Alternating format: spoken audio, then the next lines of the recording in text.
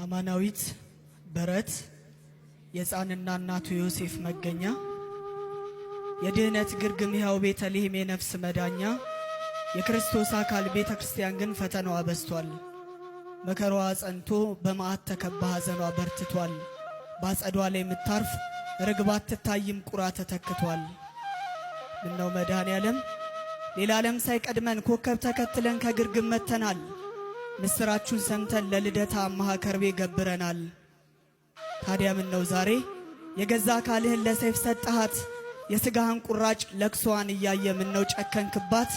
ያጥንትህን ፍላጭ ሰላምና ደስታን እንዴት ሰወርክባት? እንደምን ጌታ ሆይ ከመቶ ነገዶች ላንዱ አይደለም እንዴ ከላይ ወረድከው? 99ኙን በሰማያት ትተህ በግ ፍለጋ አይደል ሥጋን የለበስከው? ታዲያ ለምንድነው እልፍ በግ ሲጠፋ ዝምታ የበዛ? ክብሯ እኮ ተዋርዷል ድምጿን የሚሰሙ ምእመናን ታርዛ። ምነው እመቤቴ አስራትሽን አገር ኢትዮጵያን ቸላልሻት? ከለምለሟ ጸዷ ሌት ያረፍሽባትን ለተክሏ ሰጠሻት። ጭንቁን የውሃ ጥም የቆረጥሽባትን ምነው አስጠማሻት? ምነው በዝምታ አዛይ ልቦናሽን አይተሽ አዞርሽባት? እባክሽን ድንግል በታቀፍሽው ሕፃን በኢያቄም ሐና በፈሰሰው እንባ በአባቶች ልመና ይህን ክፉ መዓት መልሽልንና ዳግም ደስ ይበለን ደግመን እንጽናና። በዚያ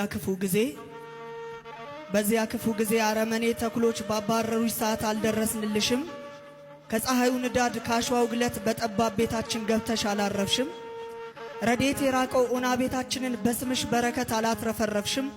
በኪደተ እግሮችሽ ለምለም ምድራችንን ሄደሽ አልባረክሽም። ታዲያ ምነው ድንግል የሰጠሽ ቃል ኪዳን በዘመን አዙሪት ወድቆ ካልታበለ? ታዲያ በምን ምክንያት ነበልባል ታቦትሽ በሳት ተቃጠለ? ለምንስ በውድቅት ልጅሽ ያረፈበት ደብሩ ተነደለ?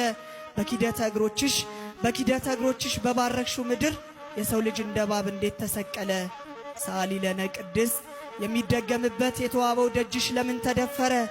የስም አጠራርሽ የሚወደስበት መልካሙ አጸድሽ በደም ተነከረ። የልጅሽ ደም ብቻ በሚፈቀድበት እንዴት የሰው ልጅ ደም በከንቱ ፈሰሰ? ሥጋውና ደሙ የሚፈተትበት የምስጢር መሠዊያ እንደምን ፈረሰ?